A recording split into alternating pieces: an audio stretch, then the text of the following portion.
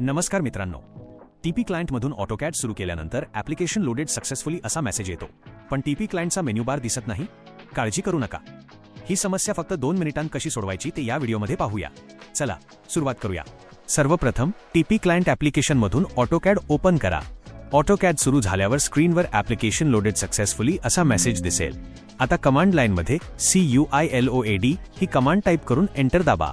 त्यानंतर कमांड लाईनमध्ये टिल्डे हे चिन्ह टाईप करा आणि एंटर दाबा. यामुळे लोड अनलोड कस्टमायझेशन्स विंडो उघडेल.